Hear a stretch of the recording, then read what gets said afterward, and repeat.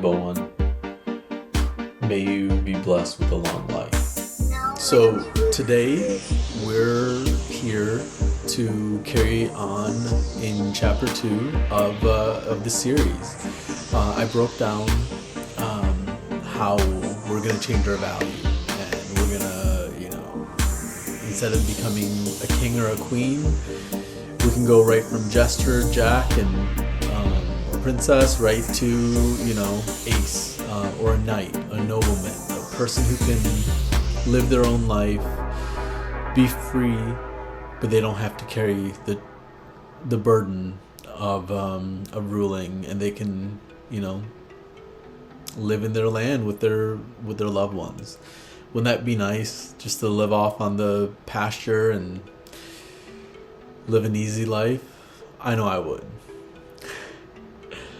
So this whole thing, as I talked about ACE, ACE. A was the animalistic part, that's a reptilian brain.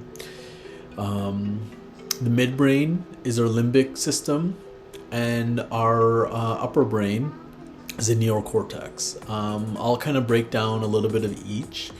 The reptilian brain is associated with the basic survival functions. It interacts with the limbic system. What I learned in my trauma was that's the watchtower. That's the one that tells the executive function that there's a problem. And sometimes the communication between the reptilian brain and the watchtower or the limbic system, that's usually, for me, and what I've learned in trauma, is that both of them are in an argument, and essentially the executive function is, one, doesn't care, two, has to go in between each one, figure out what's wrong, and resolve it. And unfortunately, there's a bit of a power imbalance between the A and the C, and the E is just like, I don't even want to fucking deal with this, and so that's really been my kind of experience, and it's funny because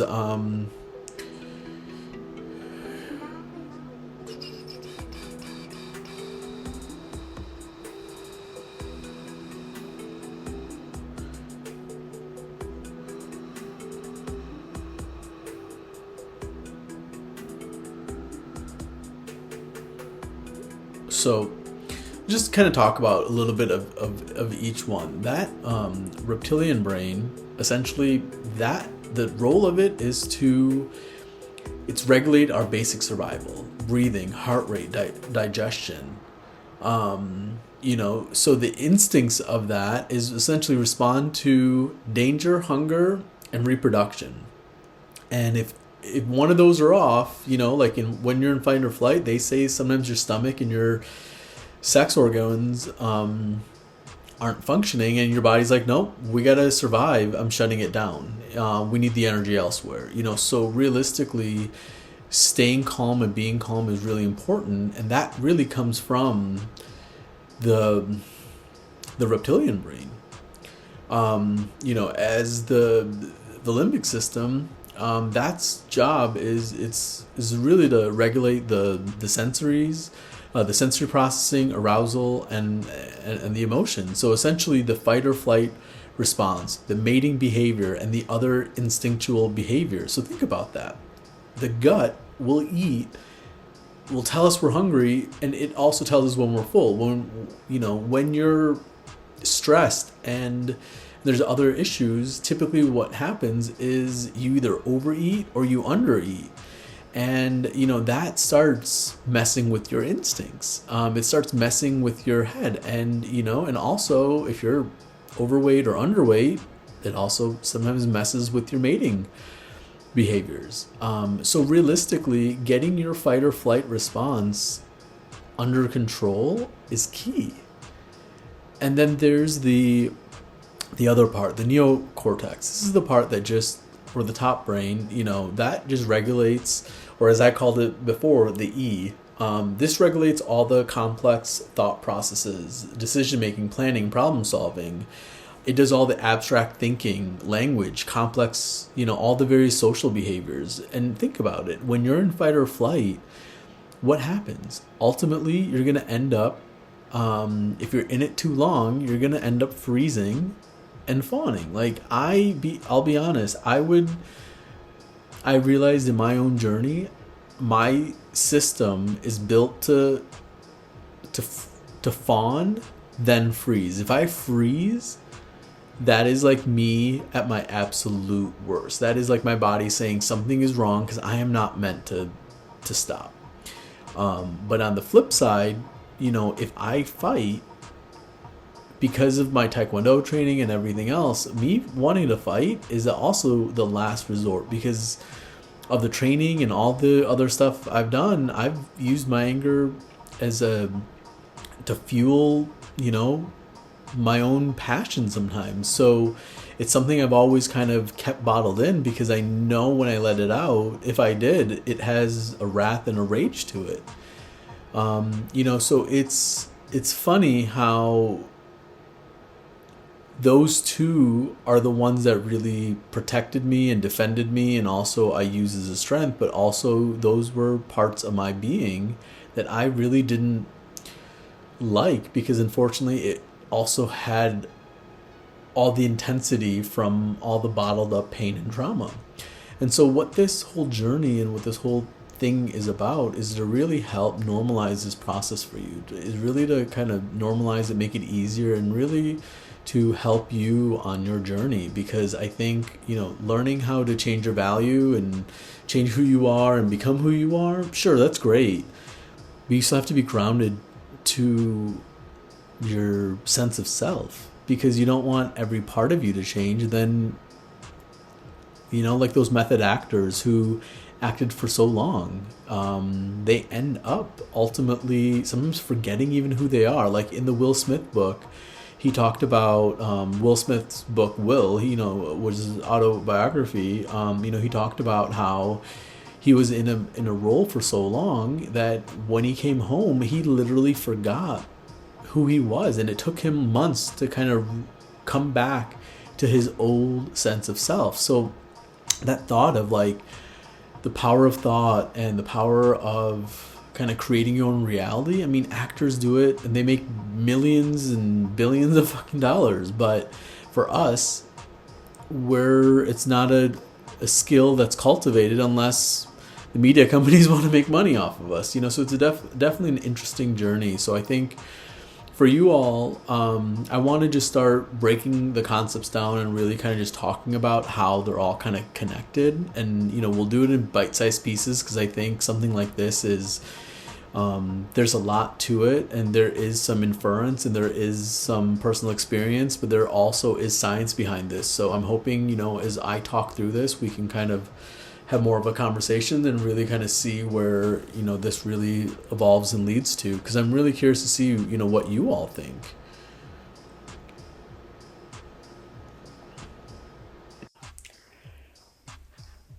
This second chapter, we're really going to be focusing about the functions of our mind. We're really going to be talking about that reptilian brain, the midbrain, and even that executive, the neocortex of the brain. So this section, it's funny, as I started this journey, it was about understanding kind of how they worked. And as you'll see in the next episode, I was really talking and focusing on trying to figure out how they worked, and I was trying to kind of control my thoughts. And I'm going to bury the lead a little bit, and I'm not going to really give you some of the information of actually what I truly learned till a little bit later, and until we go probably a few more episodes deep in this chapter. But it's interesting. I was right in the sense of they are all interconnected and they can influence and work together. But one aspect is really understanding how they're connected. So before we talk about control or influence or anything else, what we'll really do is this episode's going to kind of lay the foundation of what we're going to be learning and what we're going to be talking about in this chapter.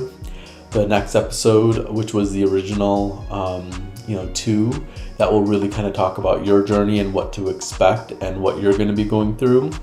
And then we'll really kind of do more of a deep dive in probably 2B, 2C, and 2D. That's where we'll really kind of get into the meat of the context that I'll be going over today. And I'll also really be layering in what previous Koos went over, and I'll really kind of talk about those 3 functions and how they work. I have about 30 pages of research and experience for myself and things I found. So what we'll do is really kind of go a deep dive and hopefully help you normalize some of the experiences, gain some insights, and really learn how to blend them in together. This section, since it's a little bit more outside of my normal wheelhouse, I will be probably going a little bit more methodical and slower at the pace, as this information is important, just because it is a little bit more outside of my own personal wheelhouse of trauma, pain, and healing. We are learning some of this together, so let's go. All right, y'all. Thanks so much for coming. Again, this is the second chapter of the ACE series, and part of this chapter, we're really going to be talking about how the 3 main functions of our consciousness and our brain, how they work together with the 7 senses, and how the 7 and those 3 together can really kind of work towards giving us that foundation for that executive function, and really kind of go into critical thinking and the wisdom and the knowledge that you're going to be gaining through all this experience. So so let's go. I'm excited. Thanks so much for joining.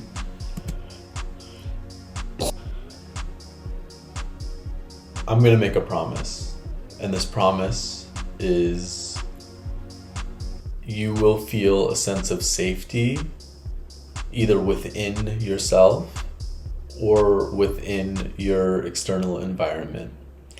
The goal of this chapter is for me to teach you what I learned and all the lessons and experience that I've gained to find a sense of security within myself and in my own mind. And what I'm hoping for is the lessons in which I can teach and share, along with the information that I found online, together can hopefully give you really that sense of, that safety, and maybe you don't know. I guess for me, my brain has always been very sharp. And one thing about me is I was able to learn anything and rather quickly. Like my mom even tells stories of me being 4 and listening to my sister learning multiplication, and I was able to, parrot back answers before my sister, and that was at the age of 4, so it's weird how our minds are all built different, but we all have these unique gifts that we had as children. Sometimes it's the ability to, see something and recreate it. That's what artists do. Some are with music, some are with imagination. We have this amazing ability, and right around age 7 and age 8, it slowly starts to kind of go away. And we start realizing that we have to become part of the system. If not, we're not going to, fit in, and we're essentially going to be culled. This is still taping? Yep, it's still taping. So what I really want you to understand is, we're going to focus kind of more on Maslow's hierarchical needs and wants and safety and security, and that's really going to be kind of the crux of the foundation that we'll cover in this second chapter, along with how those 3 parts of our mind, along with our 6 senses, we'll say 7 senses, all work together, and collectively, how can we understand how they all work together and how they're correlated, to use one of my business terms, because correlation is kind of how we look at stocks and how they influence each other, but influencing is what correlation is, how dependent they are, and how bonds are connected, and how an action of one could potentially impact the action of another. And our internal systems are really like that as well. And that's really kind of what I want to kind of show, is by slowly building safety within various parts of our being,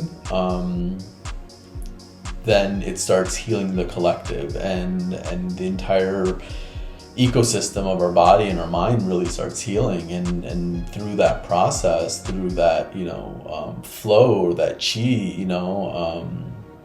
you can really create some powerful thoughts, feelings, and energy.